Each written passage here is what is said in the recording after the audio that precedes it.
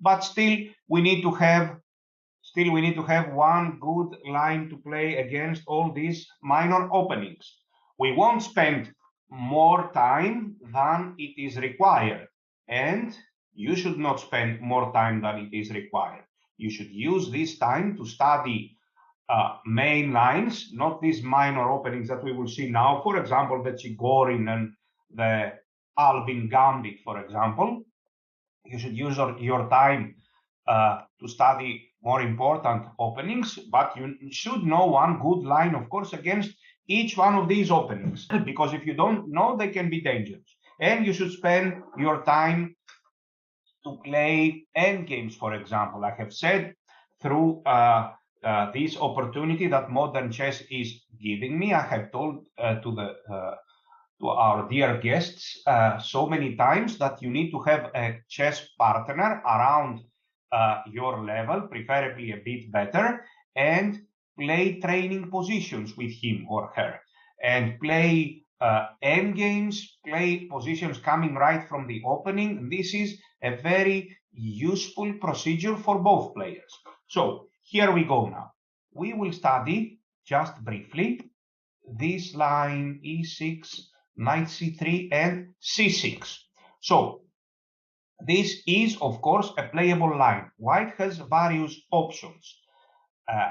As always, the main lines tend to be the better options, but they tend to also have a lot of theory. So here are our options. First of all, this move. This is kind of a lazy move. It is playable 100%, and after e takes d4, a move like bishop f4. However, this resembles the queen's gambit a bit. However, black will not here play a move like a6 or h6. He will immediately develop his pieces, and he has, because we played a lazy but playable line, he has a good version of a queen's gambit. However, the position is still playable and interesting 100%. Who wins here, black or white? The player who will play the best moves wins. The mistake won't be made maybe in the first 10 or 12 moves, but it can be made on move number 43, for example. Yes? Whoever makes the mistake on number 43, he loses the game. It's the same. In each case, 1 point. So cd5, ed5 is playable. You won't face all these rare openings so often, but mainly in bleach games. So cd5, a lazy option, but playable. Let's check another possibility. Knight f3. Yes, this is a playable line, however, playable move. Black has some choices now. We can enter this highly complex position where white sacrifices a pawn. Black is keeping the pawn for as long as he can with b5, and it gets very complicated, but playable. But of course, after knight f3, black can also play this move, transposing to a very theoretical position, the famous semi-Slav. So playing knight f3 just like that is playable, but you need to know what you are doing. So in case you come across this move all of a sudden, and you are not at all prepared to play a semi-Slav, what can you play here? My advice is not to enter this position unless you know it. But what can you play here? Knowledge can get you out of the difficulties. Yes, we can play this, of course. And now black will take with the e-pawn, of course. That would be a gift. This would be a good version of a Slav defense. Black should take with the e-pawn, and we get to a playable version of the queen's gambit. Our problem is that our move order is not objectively the best. We should rather have our bishop here and the knight back to g1 and play a move like e3 here. However, even this is possible. Yes, even this is possible. Nothing much is happening. This is a totally playable game. If you are a super professional player, even super professional players play like that. If you are a super professional player who is very, very interested in the opening, in the theory, okay, you may study the semi-Slav just for the occasion that your opponent plays this move order, which will be one time every 3 years, for example. So, however, there is also this possibility, e3 here. Yes, again, there are tons of theory. This is some version of the semi-Slav if we play knight f3, but we also have other options. Black sometimes even plays this stonewall type of game with f5, and it's also playable. And finally, we come to my suggested move. The move is e4.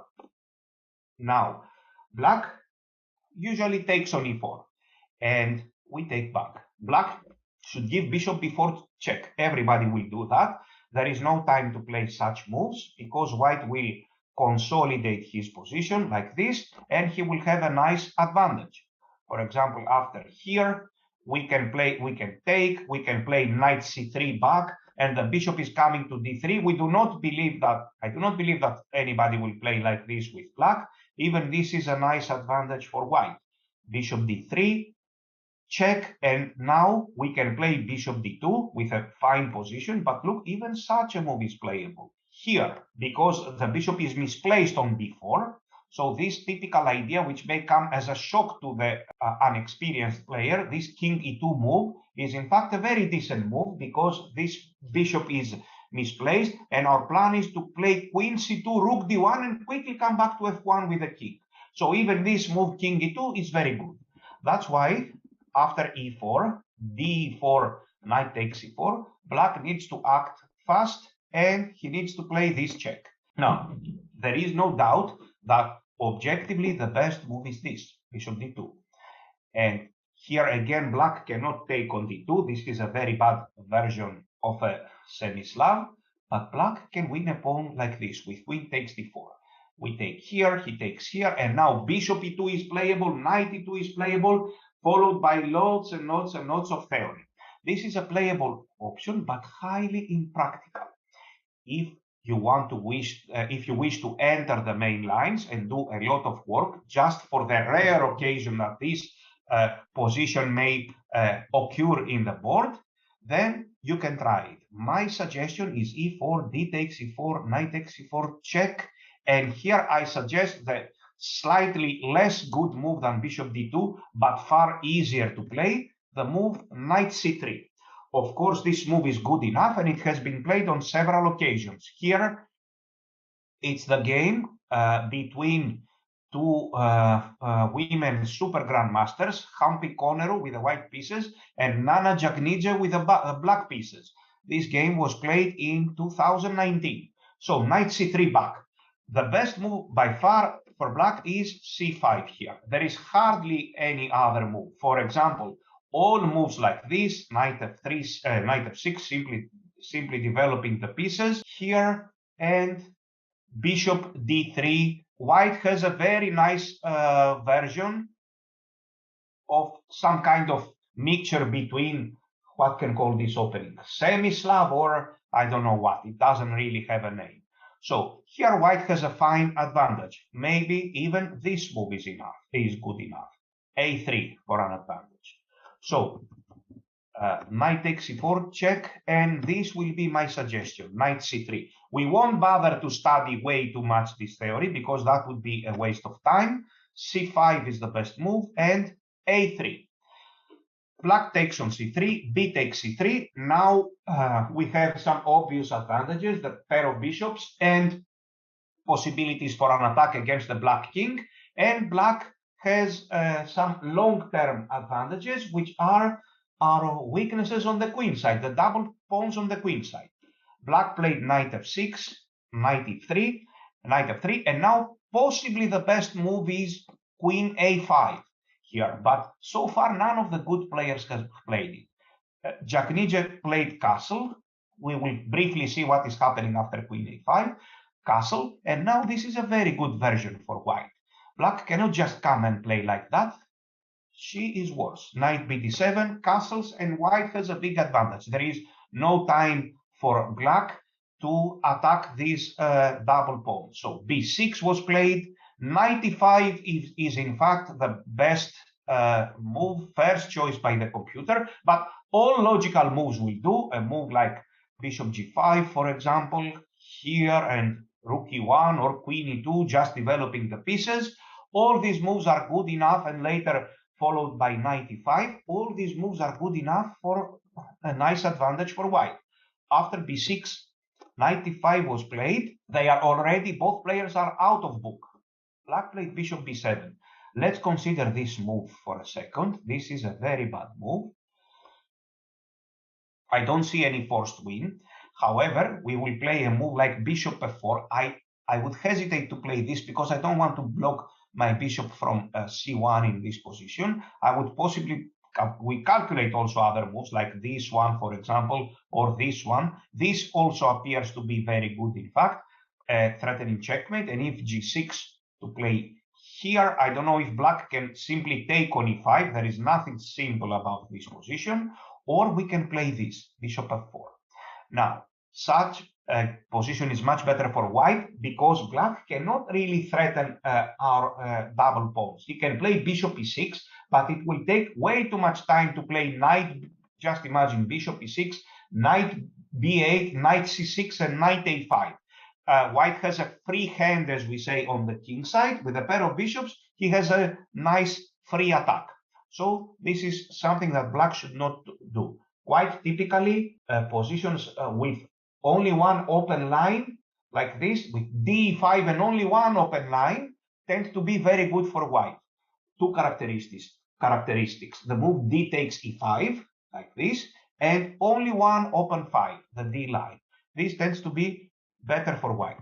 Let's see what happened. Briefly check, knight e5, bishop here, and bishop g5. White already starts having ideas with knight takes d7. Black played here.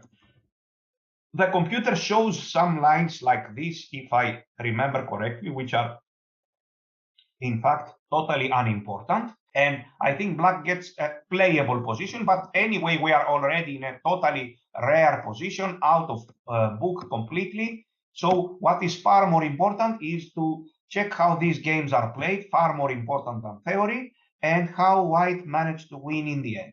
Rook e3, white developed an attack, and in the end she won. So let's briefly check, of course, let's briefly check in the same game what is happening if black plays what is, in my view, the best move. c5, a3, takes, knight f6, knight f3. If black plays this, queen a5, this, I believe, it is the best move. We play bishop d2, and now he needs to act fast. With something like this, if he just castles, then white is much better. The queen is doing nothing on a5. We play here, we castle short, and we have a very nice initiative. So black needs to act fast with knight e4, start threatening pawns, like to take on c3 at some moment, or rather to take on d2. So bishop d3 is the move. Black needs to take the bishop, and queen takes. And again, we have chances for a nice attack, ideas with d5, for example. Black can enter an endgame with these parallel hanging pawns. However, this is a good version for white. He will strengthen his position. Who can tell us what black will play, what white will play after this move? Knight d7. This is what is the theory here? Of course, we are out of book already long ago, but we are in an endgame. What do you think white should play here? This is far more important than theory. So we have many good possibilities. And in my view, the correct move is a4. Very good. Our king will possibly come to e3, but a bit later. We want to play a4 and a5, regardless, fix the queen side, regardless if black plays b6 or not. So here, and a move like king e7, this would have been a further positional mistake. Here and a5, bring all the pieces here, support this d4 pawn with a move like king c3 or king e3, and white is fighting for an initiative. It doesn't matter if we are better in an endgame or in the middle game. What matters is to be better and to win the game. So after this knight e4 and bishop d3, again, white has some chances for an advantage. Now, let's check how some other player played. Let's check this game. White has a rating of 2359, Zinka Laszlo, and with black, some player Bandi Attila with a rating of 2200. So by a different move order, we are here. The move is e4. Take, bishop here. knight c3, c5, a3. Again, he takes. Knight f6, knight f3. Black needs to know what he is doing. In this position, he cannot just come and play chess. But most players do not know what to do because they are mostly focused on the very main lines. And here, with simple moves, bishop d3, white is better. So, knight d7 this time, just castles, queen here, and there is not many things are needed to play this position. Rook e1. And then bishop g5 and such moves. Rook e1, b6. Now, an interesting move here is knight e5. This is what happened. And if black wants to take on e5, he should better take on d4 first. Because as we have already mentioned, this type of an advantage, with the only open file being the D line, gives a huge advantage to white. Here, look, black doesn't have enough space for his pieces. We play here, or maybe a move like queen h5 or queen g4, and this game is not going to last for too long. All our pieces are attacking, rook is coming to e3. Black will be lost without knowing what he did wrong. He ended up in a very passive position. Just look at his knight on d7. It's not going anywhere. And the same, in fact, can be said for his bishop on b7. It is targeting at a useless diagonal. So it is, and of course, with a pawn on e5, we have a space advantage, which gives us the ideal circumstances for an attack on the king side, and this is a lost position. Which move is the best now? Queen g4, queen h5, or rook e3? We need to calculate. Yes. So let's see what happened in this game. Knight e5, bishop b7, bishop b4. Black takes here. D takes c5, and now a good positional move for black. Very good positional move. Who will find it? Very good positional move in order to avoid immediate defeat. Is this theory? No. This is chess. He played queen c6, an important move in order to force us to play f3 and block the third rank.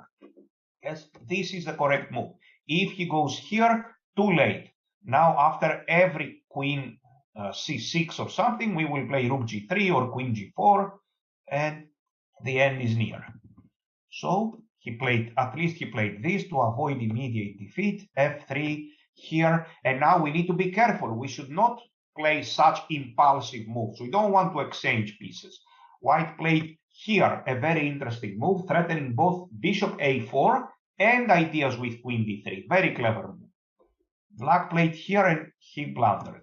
He should have played this, but is this good enough, I wonder? Maybe white can play here, bishop g5, as it seems.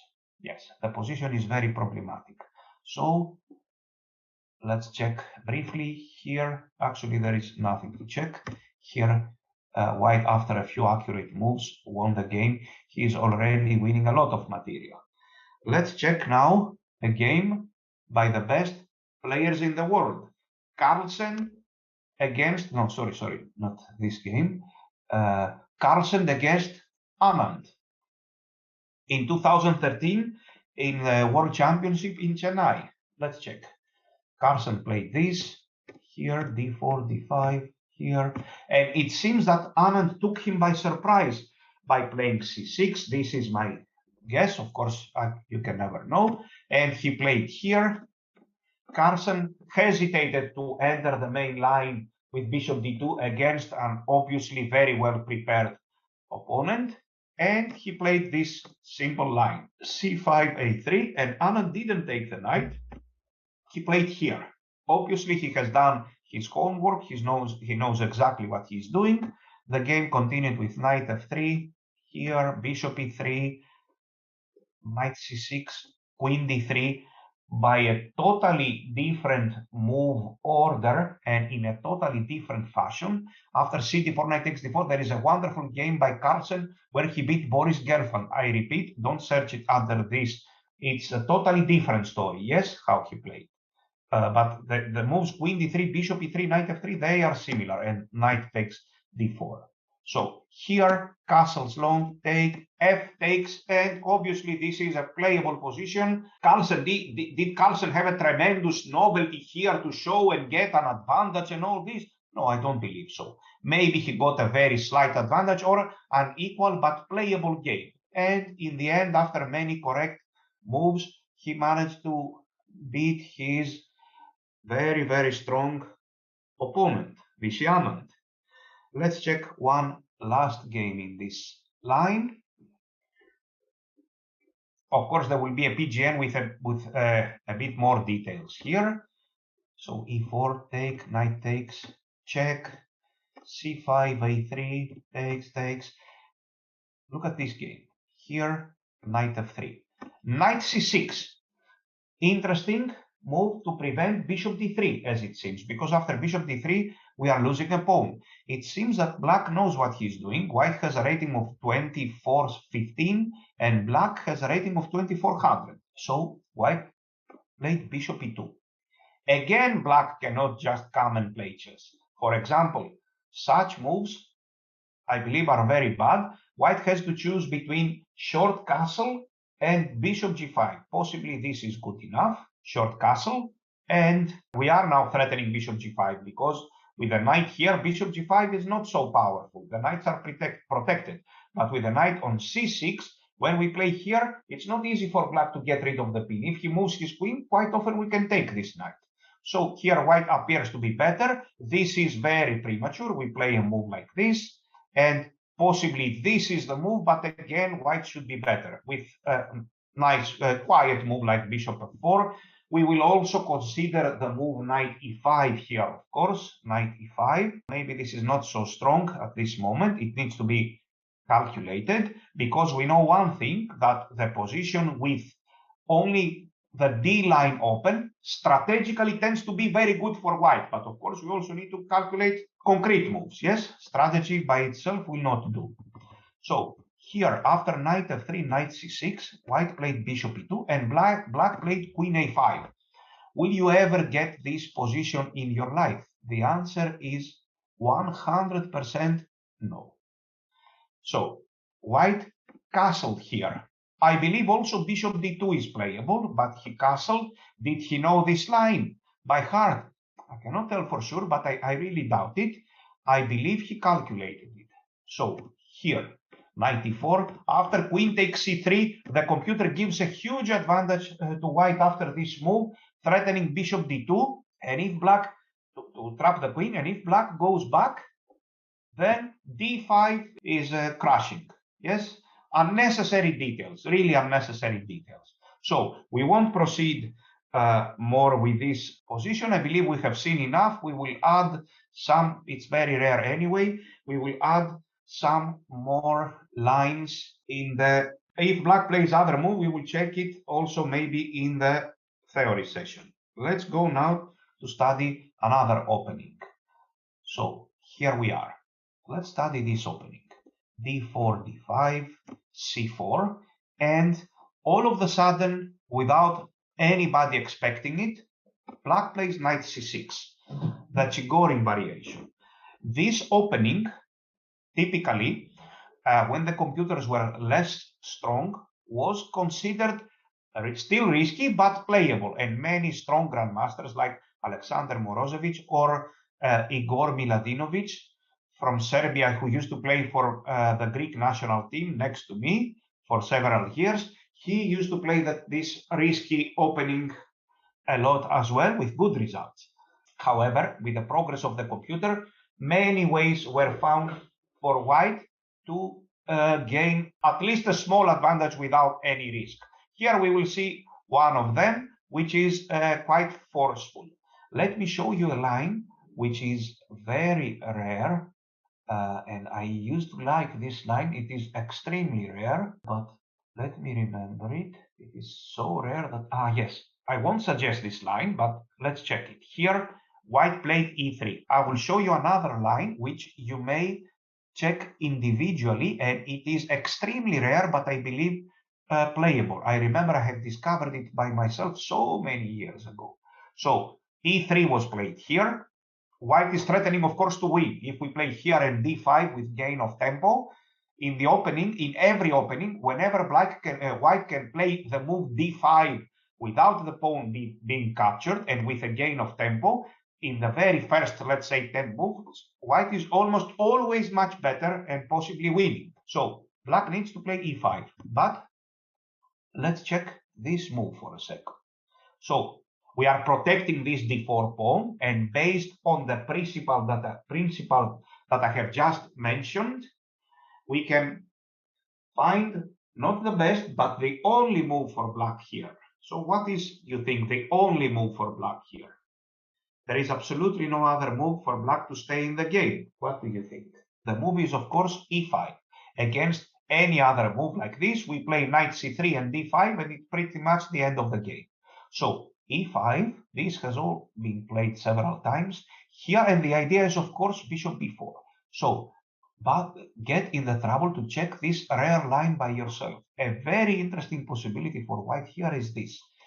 Extremely rare move. It seems that black has several ideas. Knight takes d4, queen takes d4, knight takes e5.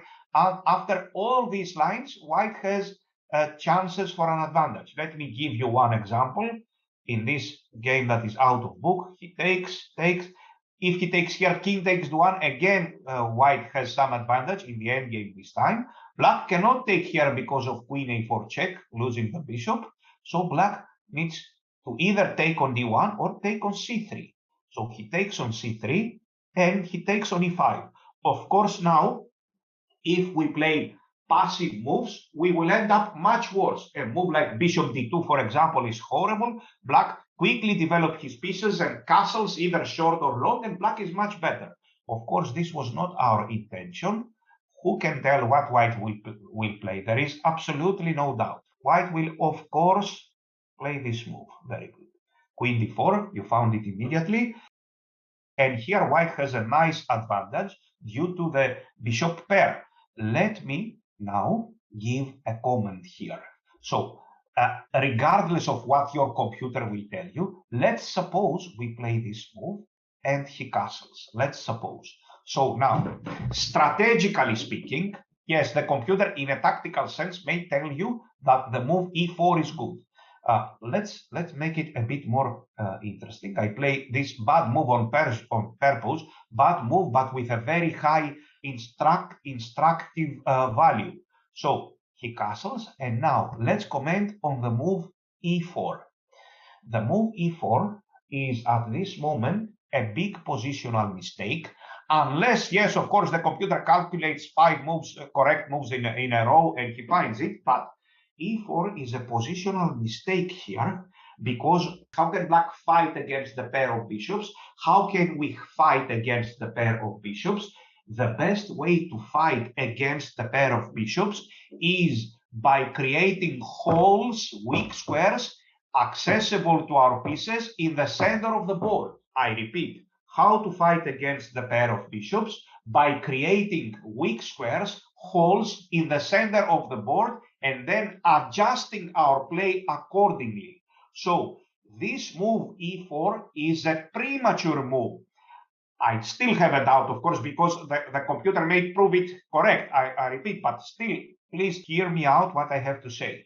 e4 is a bad move. He will play here, and now we are not well developed to keep this pawn, this center. With f3, we want to protect everything in order not to have weak squares in the center of the board. But look, we are underdeveloped here, you see, and he is attacking. And if I play here, bishop f5 comes, we are losing a pawn. And if he plays here, what is the problem? Holes in the center of the board.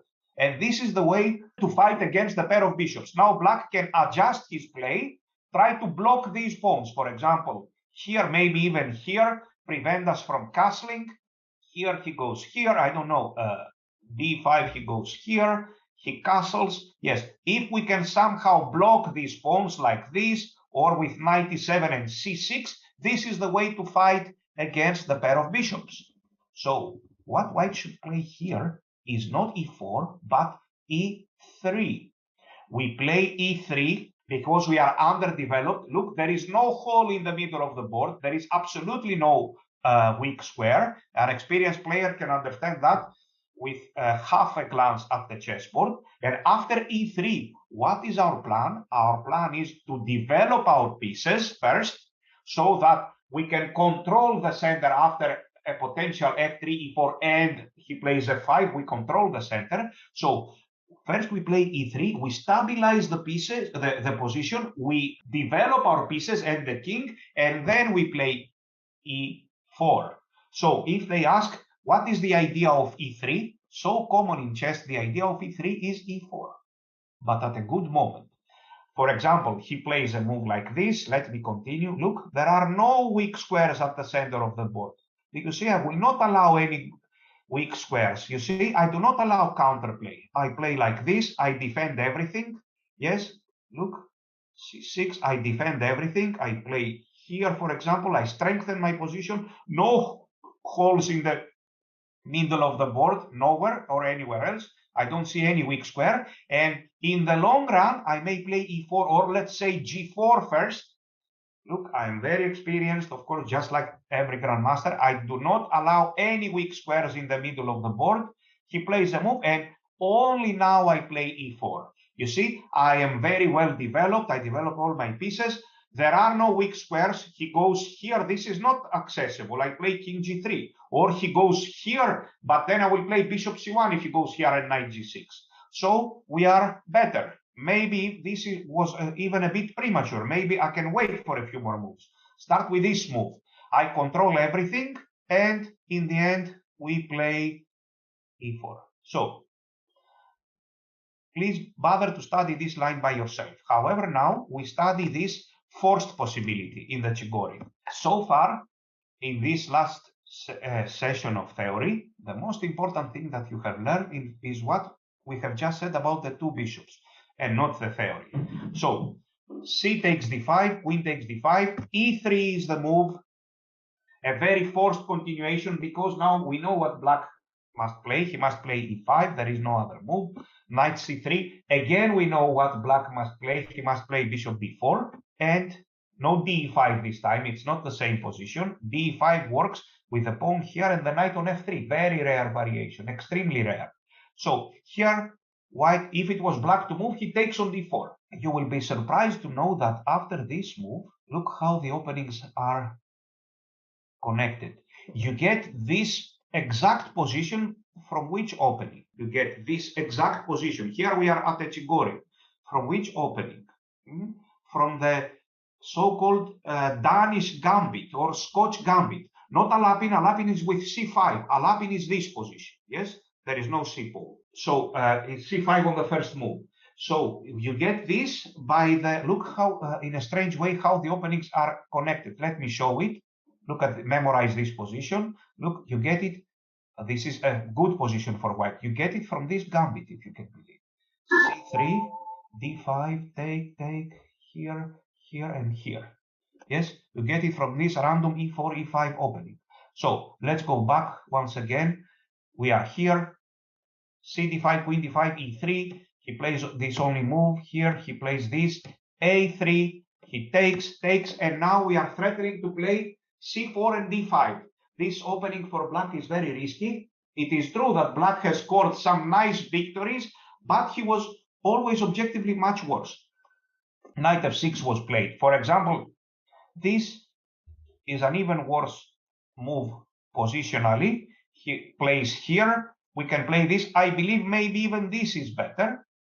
The only thing we need to be careful about is to manage to develop our pieces. For example, a move like this, bishop e2, and now we have a very strong center and two very strong bishops. The bishop from c1 will soon be a monster. And as previously without the queens, what is our target? First, we stabilize the position, and then we start pushing d5, e4, and all these pawns. Yes? So, after a3 takes, knight f6 was played in this game, and white played c4 just like in so many other games. c4, queen here, d5, knight here, and a4 is the best move, intending bishop a3. White has a very big advantage.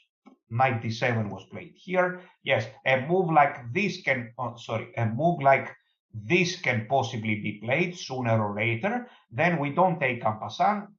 We play here and knight g3, or even better to c3, and black is struggling. Then we play bishop e2 and castle short. If you ask the computer, it will give here an evaluation of plus 150 or plus 2, for example. So this is strategically lost for black. He has a very unhealthy blockade of our passed pawn, and we develop our bishop. Soon this bishop will be the star. We'll put it here, or we open this diagonal, we will open, and white is much better. Let's see what happened. I am unhappy, in fact, that when openings are almost refuted, this is feels like a stab in my heart, because I don't want chess. I want it to be more and more broadened. I don't want openings to be refuted. But truth is the truth. So here the computers are way too strong, and whatever is even slightly weak, it won't survive the test.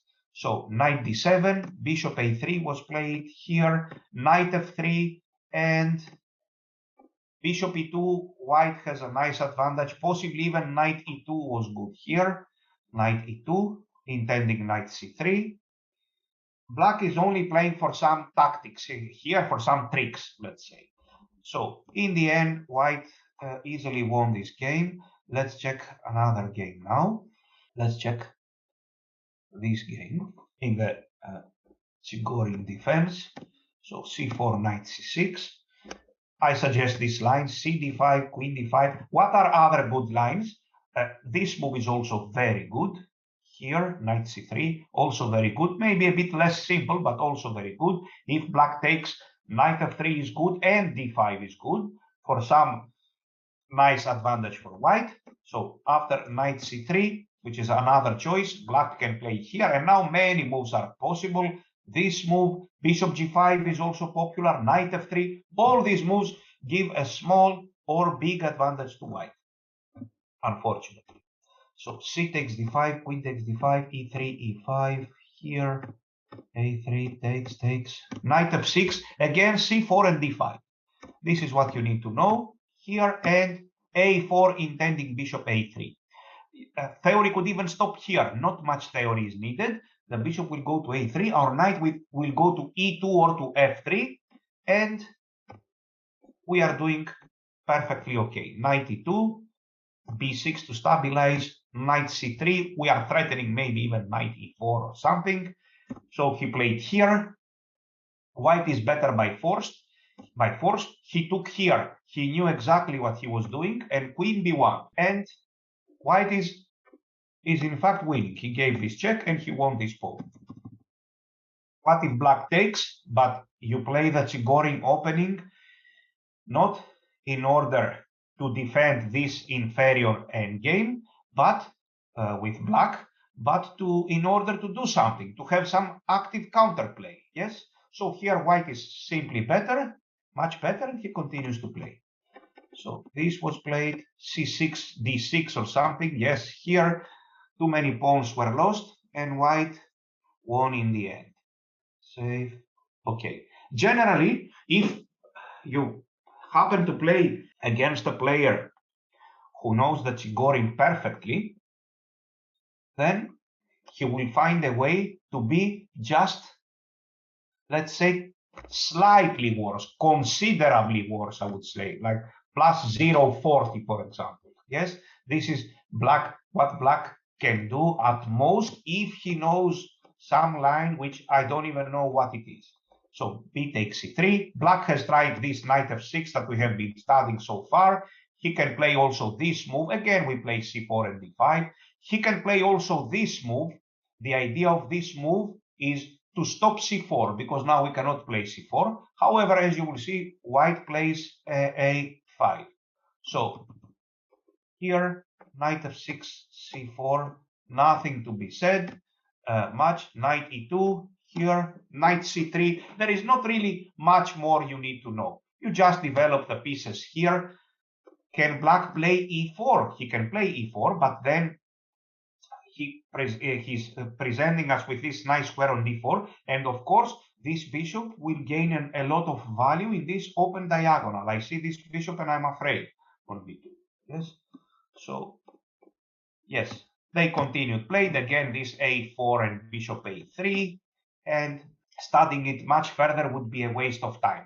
What you can do is maybe see a few more games in the database. Save, yes, okay. So we check one last game here, something different with the white pieces. This very good young Russian grandmaster Saman Shugirov. So e3, e5, knight c3, very forced variation, take, and queen d6 immediately. This is what we were talking about. Queen d6 is immediately maybe a bit better than knight f6, but here comes a4 again, strategically very bad. Black played this. Let's comment on this move very briefly. It's equally bad. We take with the c pawn, and let's suppose, yes, here we can play bishop d2, but let's suppose that this was forced for some reason. Again, white has a huge advantage. Look, we play, for example, f3 once again. We stabilize the position. For example, here, I was not intending to take on c6, only if I double the pawns. So here I was intending to develop fast. Here you will notice one thing again by my play. What do I never create weak squares in the center of the board. You see, there are no strong squares for black or weak squares for white. Every possible square can be controlled by a pawn. Yes, so this is pretty much completely winning for white. Yes, we just put our pieces in the center, and then we start pushing e4, g4. We are always careful about tactics, of course, but is much worse. So after a4, knight g7 was played, knight f3, castles. Even this is playable, but again, it's horrible. Bishop a3, black doesn't have a move. He doesn't know what to do. For example, this is very bad, and just knight d2. Yes, and black can hardly move here. Yes, or he can play this move, and h3 again. This is very bad. We take with the queen, even with the pawn. Black in this opening generally is playing only for tricks. Strategically, he is completely lost. He's playing for tricks. So we are here, castle short. We have a strong center, and we have the pair of bishops. White is much better.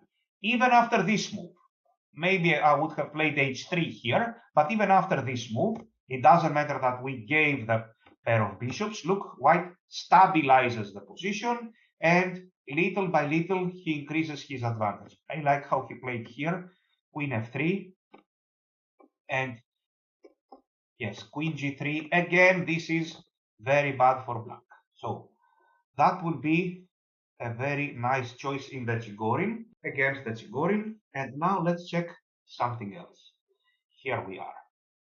So the name of this lecture is called Alternatives of Move Number 2. However, we should not forget about an alternative on move number 3. So c4, e6, knight c3. There is also this possibility, bishop b4. This possibility is some mixture between, some hybrid between the Nimzo-Indian, the Queen's Gambit, and the Ragozin. For example, if we play this move, which is 100% natural and normal, black will play this, and now we enter the Ragozin. Yes, this is the only way to enter the Ragozin. We don't enter the Ragozin in our move order. The Ragozin comes only after the move knight f3. So this opening is not called a Ragozin. So here, it's not easy for white to prove an advantage here. It's not easy to prove the disadvantages of this move.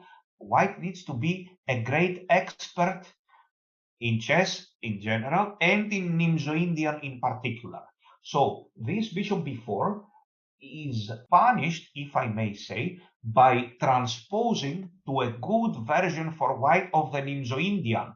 But we don't play the Nimzo-Indian. Well, if you want to play a perfect game, you will play the Nimzo-Indian here, but a good version. You don't really need to know much. So you can get this Nimzo-Indian by playing e3 or a3. But just a second. Here, this is Nimzo-Indian, right? No. In the e3 Nimzo-Indian, black hardly ever plays d5. Black plays castle short or c5 or b6. He doesn't play d5.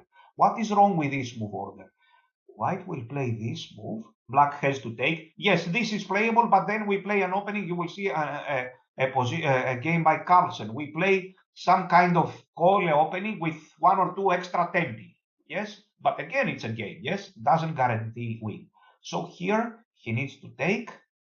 We take here, and now we have a good version of the so-called lines of Botvinnik, the one that Carlsen and Anand played in the match, and of course so many other grandmasters. For example, black plays a move like c5 or castle short, but we have a very good version of this system because we are not forced to play f3. In order to get this system, white needs to play f3 very fast, and this causes some weaknesses. Now we have better ways to handle this system. So here white takes on d5 surprisingly, and e5, and he plays this and knight e2.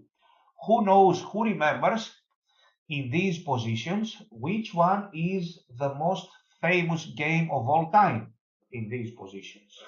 The most classic and famous game of all time. There are some players who have knowledge of the classic. Very good. It's the game Botvinnik Capablanca, where Botvinnik, with his tremendous preparation and deep knowledge of the positions, managed to beat the amazing, incomparable talent of Capablanca. So, for one more time, it was proven that work is more important than talent. Of course, Botvinnik also possessed a tremendous talent, but not as high as Capablanca, yes? But still, as I like to say in my students, and I would like to say to you too, you need to know things. You cannot guess the Nimzo-Indian or suppose the Bogo-Indian, yes? You need to know it. So, if we know more typical ideas, if we know even more theory, we have a big advantage over our opponent.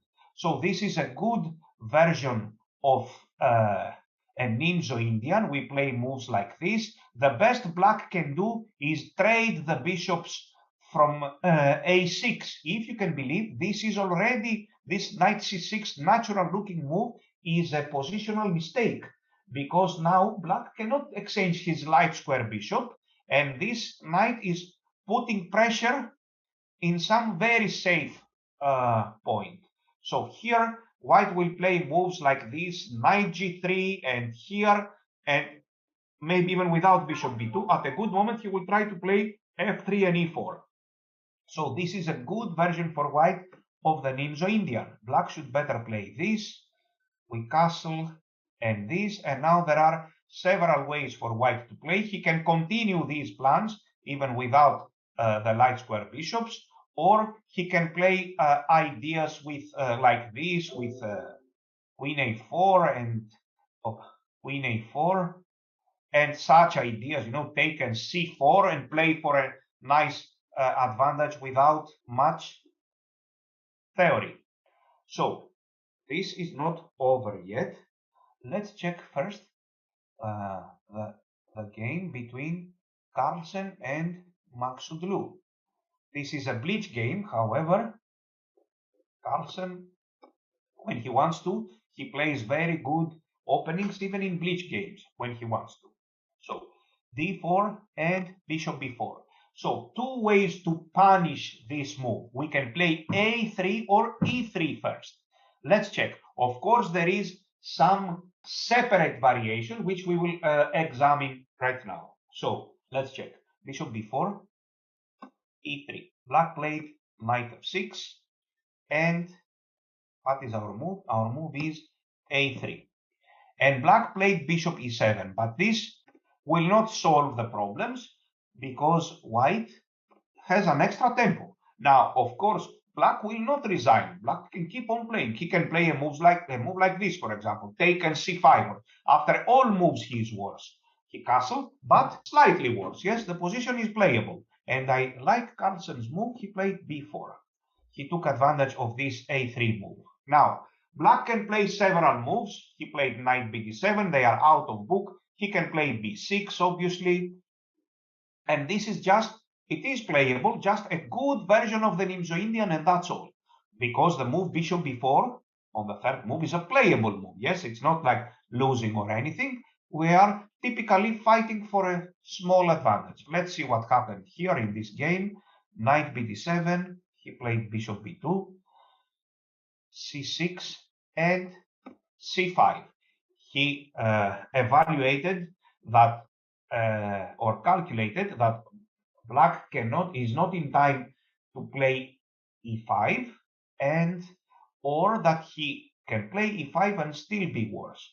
So he played this c5 move. This c5 idea is good when we have some development and we can control, we can keep this construction without intact. So queen c7, white played bishop d3, and black played e5.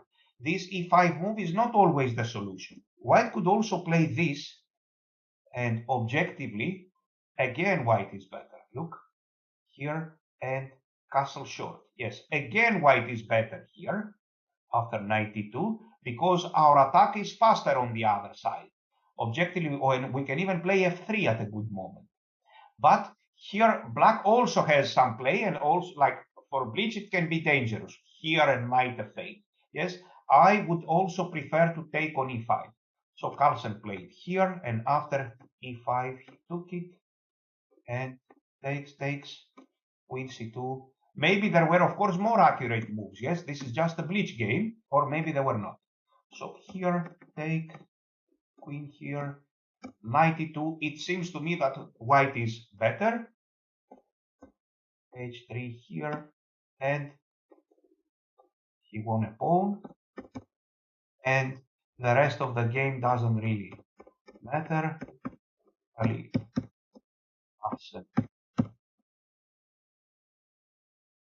managed to win. Let's check it fast.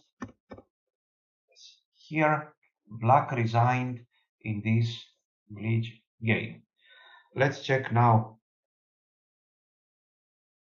Yes, let's check this game between David Navarra, a really, really good player and a wonderful person, and some also good players, it seems, Roussel, Rosemont, Thomas, Gibraltar Masters, with a rating, white has a rating of 27.17 and black has a rating of 24.73. So both players are very good. So here, two ways to punish this line. However, make no mistake, none of these lines is like can guarantee a huge advantage to us. Maybe only the Chigorin, which is way too risky. So two ways to punish this line, a3 and e3. However, some, let's say, knowledge in the Nimzo-Indian is required. Yes, this is not working, and b4, we play a4, c6. Yes, here black is lost. So after bc3, black played knight f6, and white played e3. White's idea is to take on d5 and then play bishop d3. Black can take on c4 himself, but then he is a tempo down in an Nimzo-Indian, where white usually plays bishop d3, bishop takes c4. However, as correctly pointed out by one of the players, there is one line which is individual. It does not transpose to a Nimzo-Indian. This line is the move c6. The idea of c6 is, after we take on d5, obviously to take with the c pawn, surprisingly. Yes? So white has at least two good ways to fight for an advantage. One way is what Navarra played, a4. However, I like this other way even better, other way that you will see. So a4, threatening bishop a3, black needs to castle, bishop a3, here and knight f3. Of course, black has only one good move here. Yes, who can find the good move based on what we have said so far? What do you think black should play here? What is the theory here? I wonder what is the theory here. Black himself with e6, d5 and c6 created a horrible piece for himself. Then the bishop on c8. So black needs to exchange it from a6. This is his idea. He wants to exchange it from a6. Very good. He played b6. That's the only move that makes sense. We know by now that this move is a positional mistake already. Now we can even take on d5 or play a move like bishop d3 first, and black has trouble with his bishop on c8. So here black played b6 and white takes, and bishop b5. This is a very typical action, bishop b5. The idea is not to take the rook if our opponent doesn't see it. The idea is to distract black's pieces, either the knight from b8 or the bishop from c8, so that black cannot play bishop a6. This is very typical also in the French defense. So bishop d7 was played and white played bishop d3. Black insists with bishop c8. Now white played queen e2.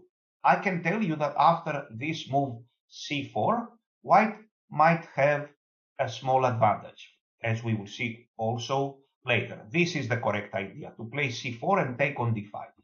He played queen e2, which also makes sense, and here he castled with a lot of imagination, because if white takes here, obviously this is the move, and here I believe he will take this knight. Maybe he has other moves as well, but I think this is good enough. And now possibly, I'm not so sure now what is the best move. Maybe to take on d5. The way I see it, even this appears normal if I'm not blundering anything. And okay, it seems white has a little something here. Let's check, however, an even better game now.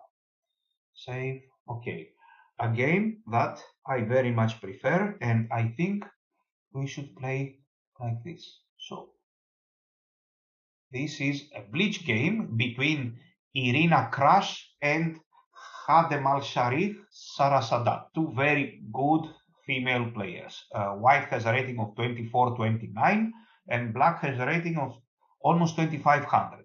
This bleach game was played in 2020. Let's check what happened. d4, d5, c4, e6, knight c3, bishop b4. We will not refute this system because it cannot be refuted. So a3, we can find ways to play for a small advantage or a big advantage if our opponent goes wrong.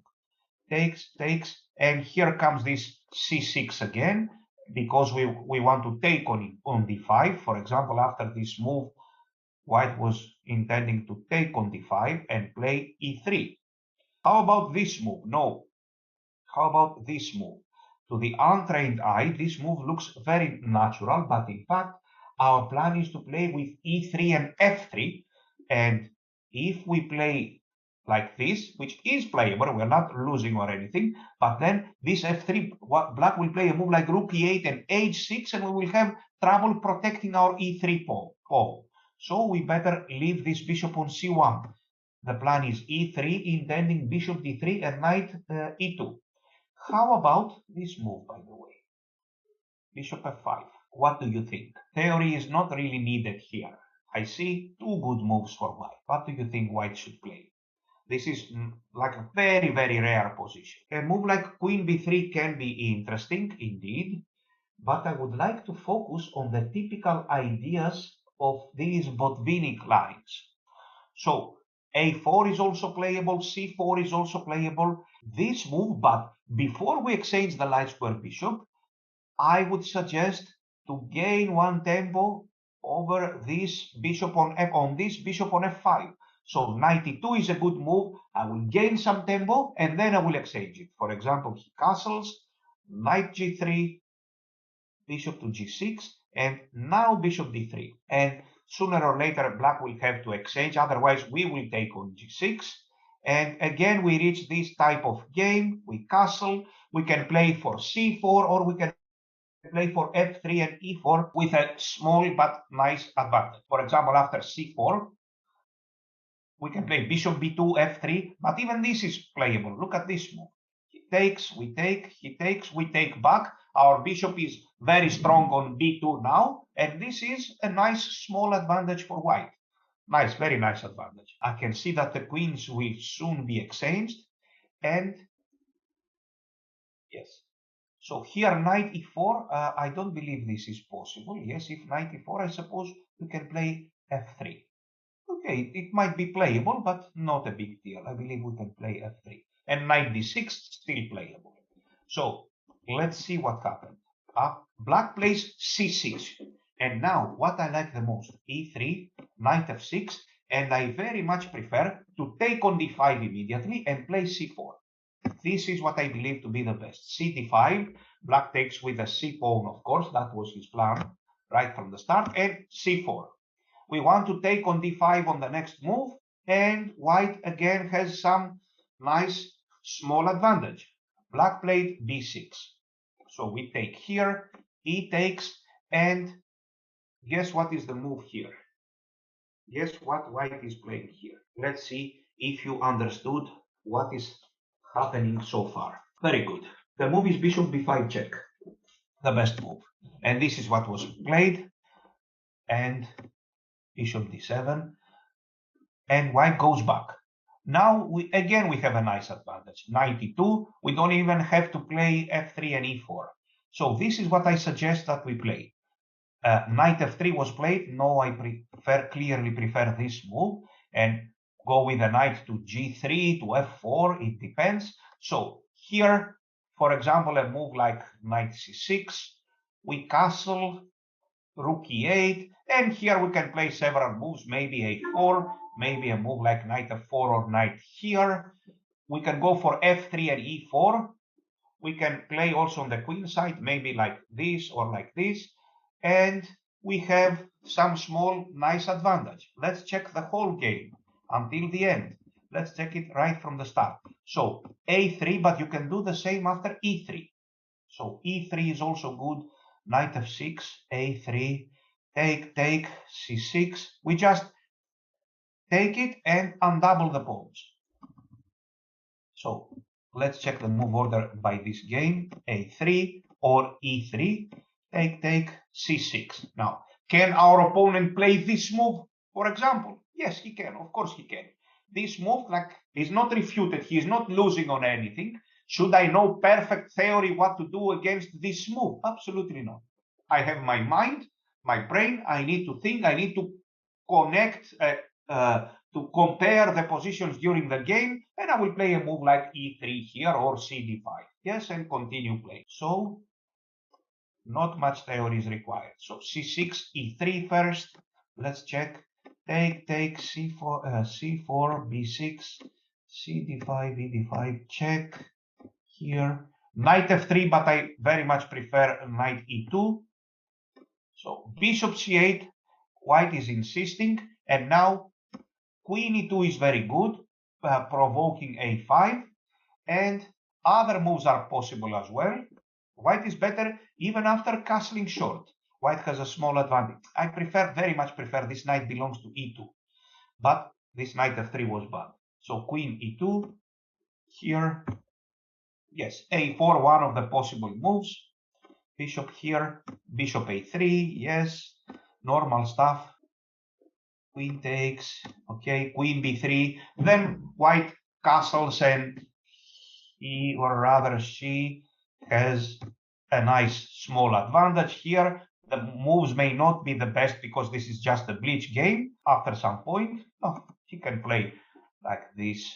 Rook here, intending queen b5. Maybe, in fact, queen b5 immediately is obviously an even better move here. Yes, of course, she should play queen b5. White has a big advantage. In the end, she won the game, but this is irrelevant because it's just a bleach game. Yes, in the down to the very last seconds, white can blunder a piece or a rook, or black can do that. So you will check the game by yourself. Now, another line which is dubious for black. No. Before we go there, I would like to check at least one game which I like very much between two Greek international masters. This game was played in 2010 by a different move order in this Nimzo-Indian, because we talked about this good version of the Nimzo-Indian, but by a totally different move order. But we didn't see, let's say, one good game with it. So bishop a6, knight e2. It's better not to exchange on a6 in my view. But you see here, white in the opening was more or less forced to play f3, while we would have a more solid version with the pawn here and, let's say, our king on g1 after having castled. And then we will choose at a good moment whether to play f3 or not to play f3. Yes, here we have already committed ourselves with f3. That is a small problem. However, this position is still playable. Rook e8, knight g3, knight c6.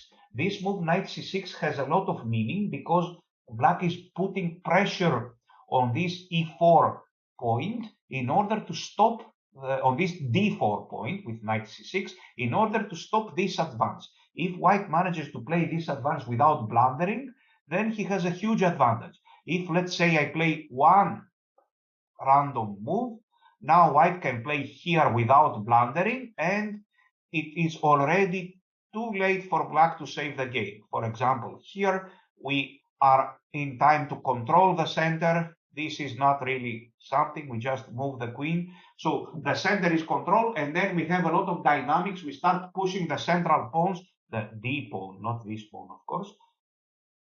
This pawn opening the bishop, the knight is coming to f5, and white shall win. This is pretty much what happened in this game. So let's check. Knight c6, white goes bishop b2. This c4 move would be a big positional mistake because we go here. No matter if the knight goes to b3, in fact, this knight is out of play. So with this c4 move, white is much better here. With this c4 move, black removed the pressure from d4 point, and black is giving us a free hand to attack with the move e4.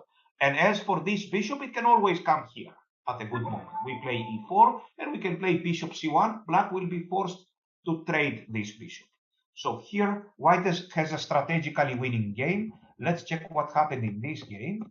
Bishop here, queen d7, and this is already a mistake.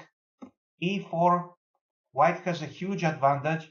The problem is that with the queen on d7, black removed the protection of this f6 knight, and a sacrifice with rook takes f6 is coming. This, you see, a good moment to push e4 is when the queen is on d7, because there is this direct or indirect threat of taking on f6. So here, e4, we are threatening e5. Black cannot afford to allow e5. For example, if here, all this is very typical stuff, and the knight is going to d6, and we continue, of course, by pushing this pawn. So black takes, but he is not in time to control the center. He goes back, and this is a nice positional sacrifice. It's positional, it's not a direct win. Here, black played d5, white played d5. Anyway, he would have played d5 and c4, and he's not even in a hurry to capture the bishop, the rook, because his bishop is in fact stronger than this rook. Here, finally he took it, and he took this pawn, and he won in the end.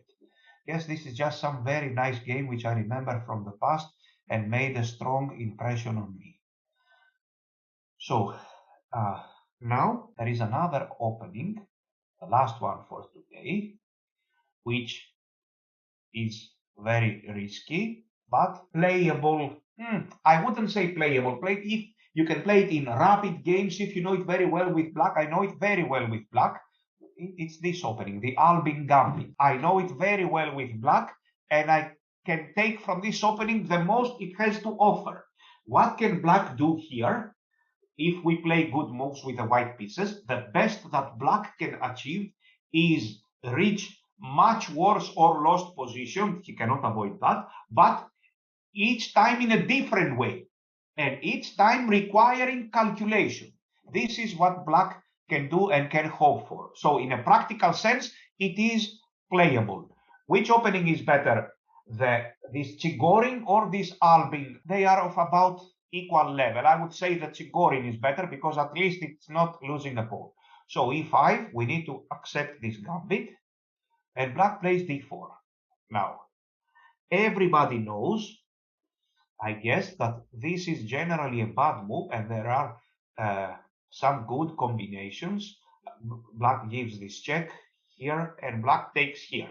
So white needs to play f takes e3, and then the position is equal after f takes e3. We have a weakness on e5, but it's an extra pawn. This is a very well-known theoretical mistake, and funny thing is happening. He takes king here, and black promotes to a knight. And if rook takes, then bishop g4 check is coming. Very well-known trap. So white plays this move to keep in touch with his queen. And now check here and check. And if you can see these pieces on the right, we were expecting them to be colored white, but they are colored black here. Yes, they all belong to black. So this knight on g1 seems like a yes. So d4, our choice will not be e3, of course, but knight f3. Now, little by little, our plan is a3 and e3. This and e3. For example, he can play a move like this. We play a3. The idea, just like in the Najdorf, is to control b4 square. And at some moment, we can even play b4 ourselves. So a3 is the best move. Now black has several possibilities. He can play, which you will see, I will give some analysis in the PGA. He can play this move. He can play this move.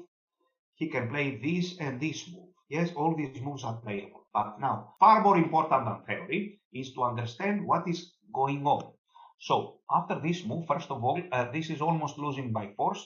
This is the worst possible move. We play e3 surprisingly. This you need to remember. If he goes here, we play this intending e4. And soon he will lose a pawn, for an extra pawn. For example, here we play e4. We take this pawn with the queen. Look at this position. For a second, just for a second, it looks, maybe even for 2 seconds, it looks that black has compensation. But in fact, he doesn't have anything. Look here, we protect everything. He castles, for example. We put the bishop here. Everything is controlled. If he goes here, we can push f4, or of course this move. And this is just lost. And if he plays this, we just take it, and we are very happy to have this extra pawn here, and white is more or less winning. So we go back to study these openings, the e5. So d takes e5, d4 is only move, knight f3, knight c6, and a3. So if bishop f5, we play e3, and now look, he goes here. Yes, this is what we need to understand. In fact, after bishop g4, black is not really threatening to win the pawn back. This is the most important principle in this opening. So a move like g3 or a3, the official theory is knight bd2, but I would like to draw your attention to the move h3 or even g3. Look what is happening here. Let's suppose we play g3. Black happily takes this pawn, this knight, and he regains his pawn. But in fact, this is a strategically lost position for black. After f4 here, this is good enough, but we will put it here, of course. And now look what is happening.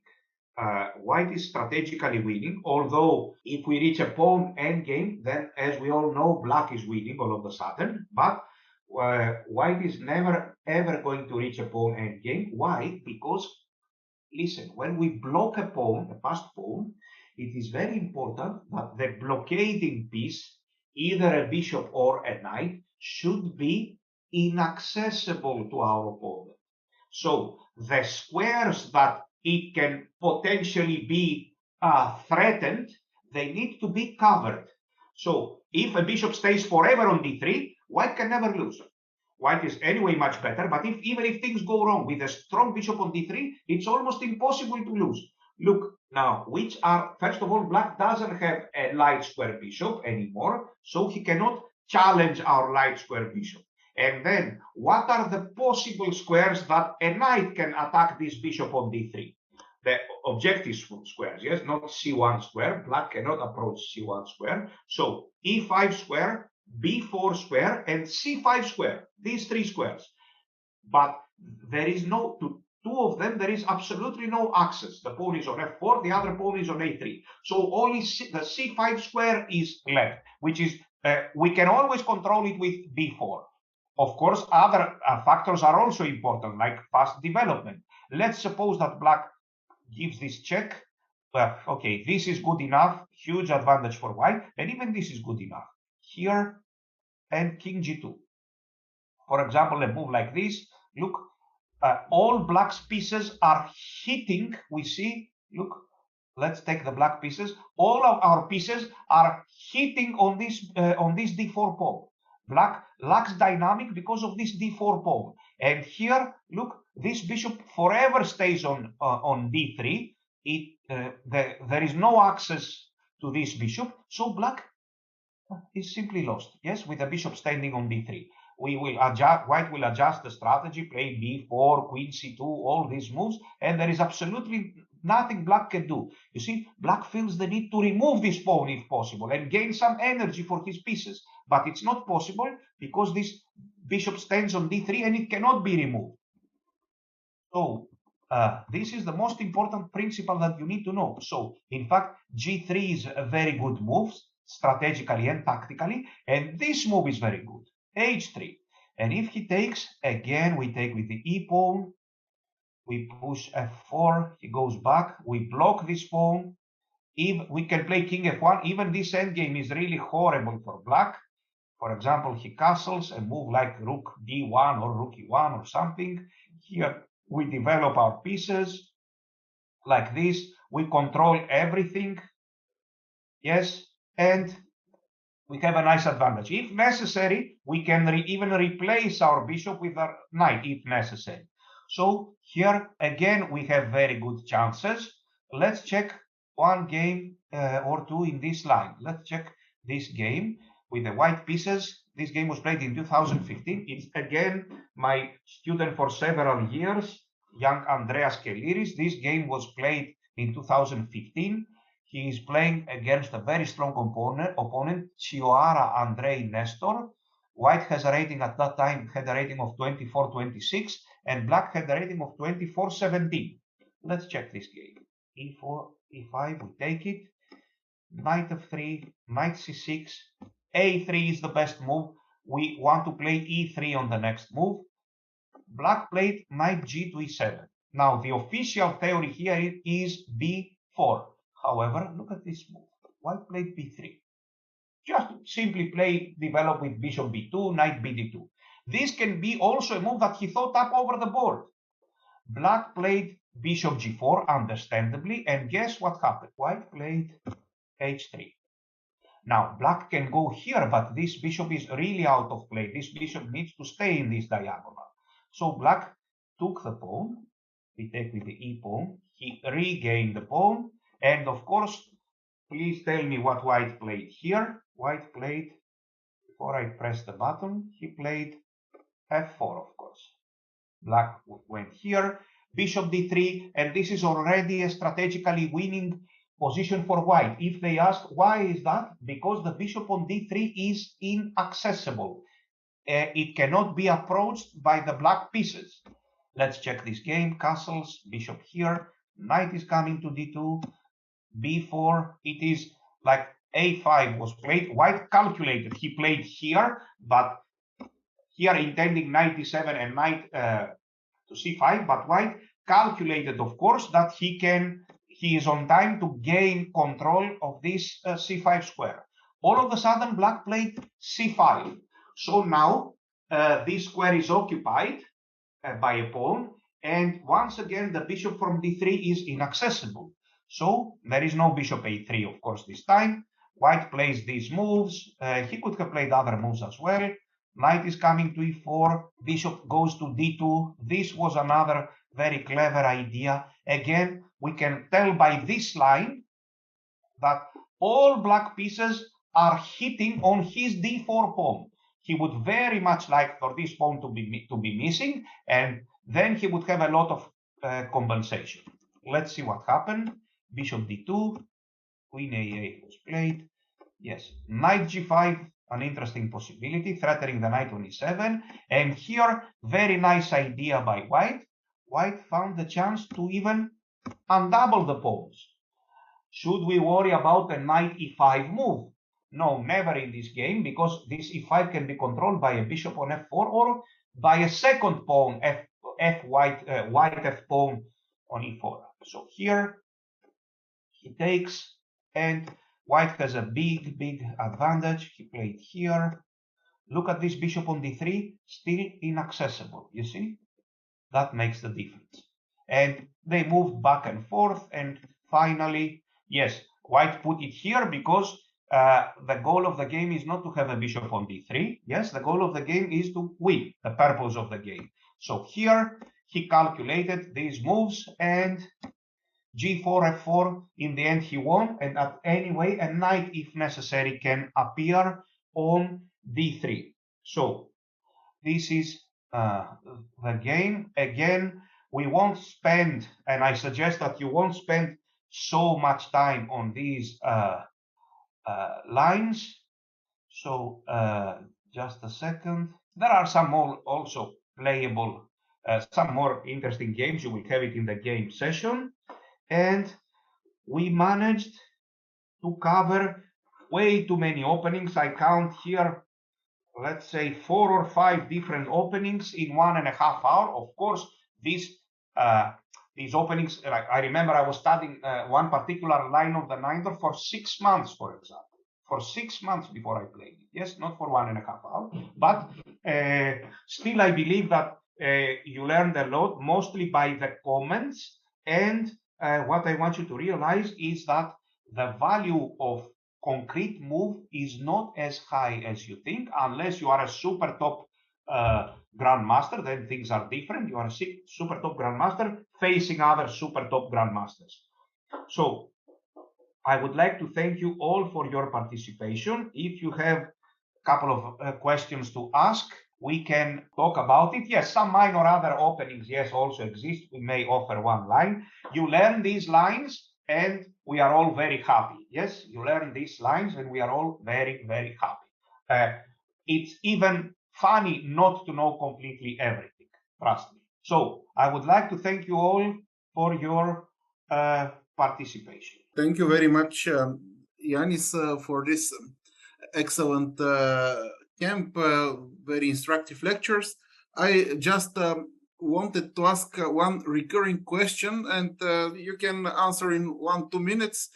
For example, if some players want to play this repertoire that you suggested after d4, knight f6, c4, e6, knight c3, waiting for d5.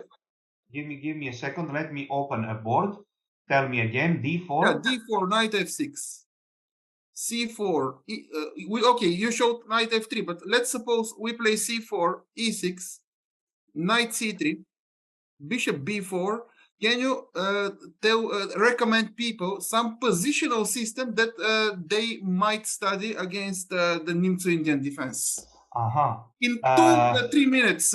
Yes, of course. A very annoying for black positional system is this e3, bishop d3, knight g2. But I will suggest another one. For example, this queen c2 idea that can be played without much theory.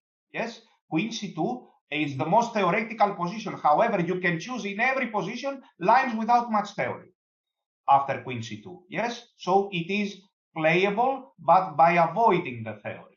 Yes, queen c2. So e3 or queen c2 are good ways to avoid a lot of theory. Yes. Also, this bishop d2 seems interesting. Yes, it is interesting, but in my view, not so impressive. Yeah. This is, yes, but it's playable, yes. This intending here and knight g2 is a simple solution, and even better, queen c2, but with very little theory. Can this be a fact? Yes, it can. For example, if he castles, we won't play e4 followed by a million theoretical moves. We won't even play a3. We will play this move, knight f3. Yes.